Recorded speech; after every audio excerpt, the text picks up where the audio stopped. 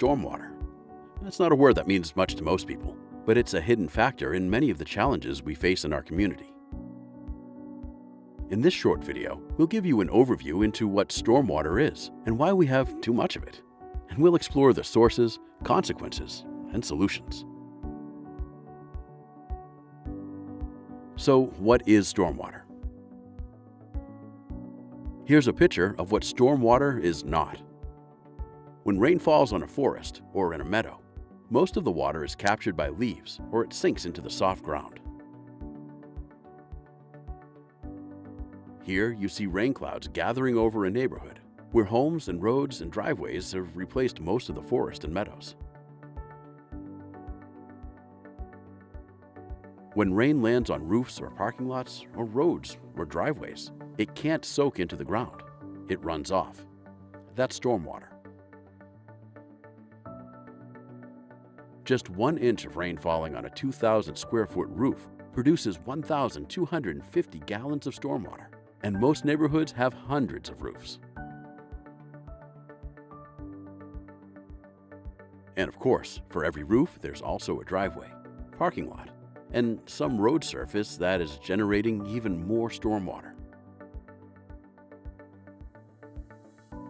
Too much stormwater is what causes our roads to flood.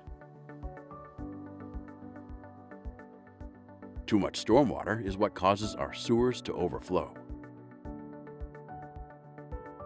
And too much stormwater is one of the main reasons that so many waterways in Massachusetts are polluted. So where do we see these problems here in our community? Wherever you see trash in our waterways, that's stormwater at work. Most of the garbage you see here was dropped on a street or parking lot. Then stormwater carried it into the river. When you see that rainbow sheen on a parking lot, that's a toxic chemical. Stormwater will eventually scour it from the asphalt and carry it into a stream. Whenever you see water bubbling up from a manhole, that's stormwater. And the water you see coming out of these drains is stormwater. It might look pretty, but it's not clean at all. So, who causes stormwater pollution? The short answer is that we all do. We are all part of the problem, and we all have the opportunity to be part of the solution. Let's take a look at how stormwater pollution starts at home. It's about to pour down rain here in this neighborhood. What is that rain going to pick up and carry into local waterways? Earlier that day, this resident fertilized his yard. That's fine, but he used a little too much. When the rains arrive, they'll pick up some of this excess fertilizer and carry it into a waterway. Another neighbor let her dog out to play in the backyard, but hasn't gotten around to cleaning up after it yet. The stormwater will sweep some of this pet waste into a local waterway too. Let's take a look at how stormwater pollution starts in the city. It's raining in Boston right now, the day after the Boston Marathon. A lot of the trash and debris left on the streets will end up in a waterway, thanks to stormwater. Let's take a look at how transportation causes stormwater pollution. Here's an image of a parking lot where a business maintains its fleet of delivery vehicles. If the mechanics have spilled any oil, brake fluid, or other chemicals, that's going to end up in our waterways. Let's take a look at how stormwater pollution starts on the farm. When the rain falls on crops, any fertilizer or pesticide that hasn't been absorbed by the soil will end up in a waterway.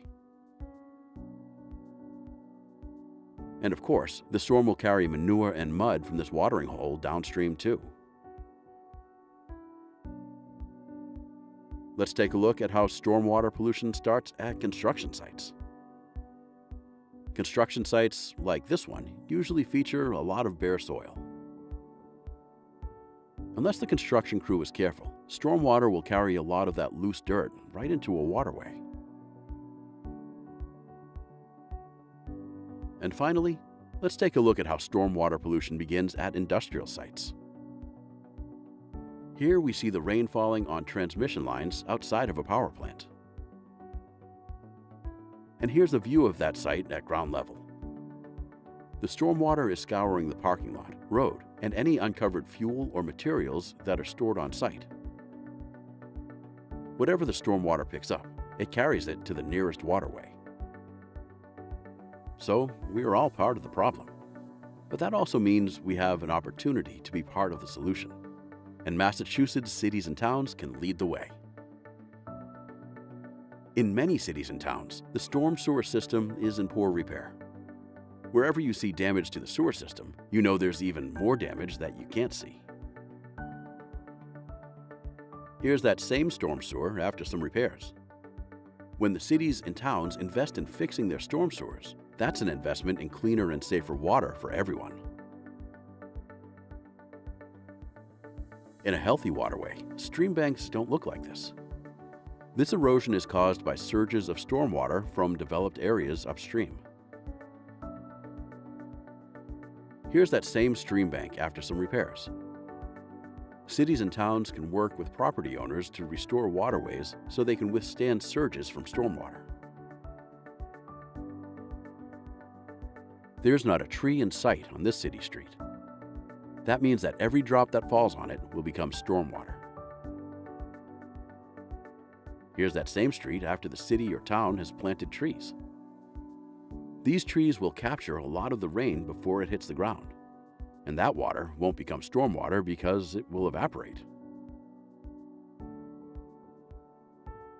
Towns and city governments can help reduce stormwater by providing tips and education to residents about lawn care and pet waste disposal.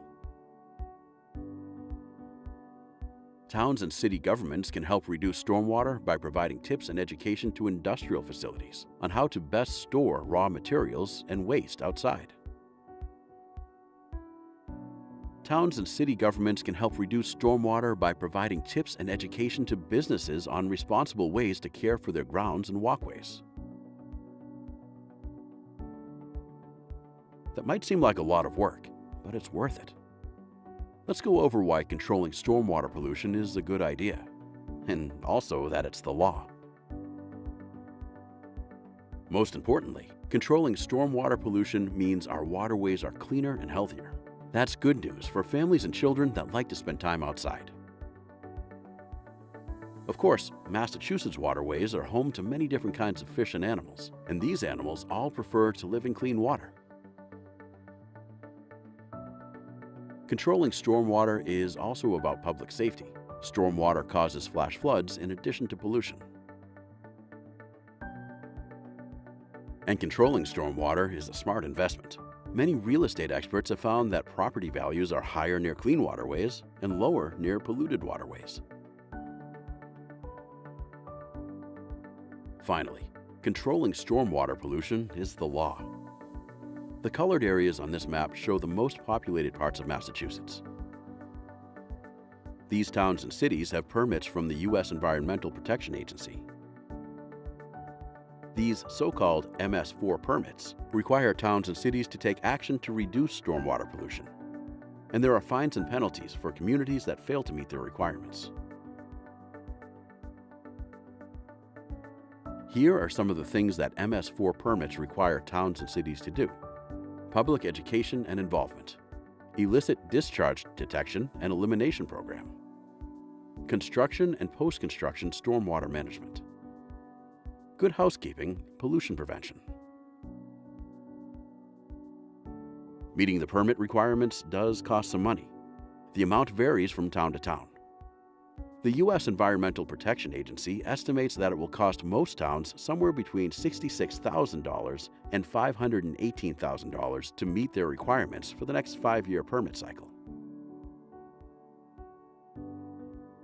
To learn more about stormwater pollution and how you can do your part to reduce it, visit the Think Blue Massachusetts website at www.thinkbluemassachusetts.org.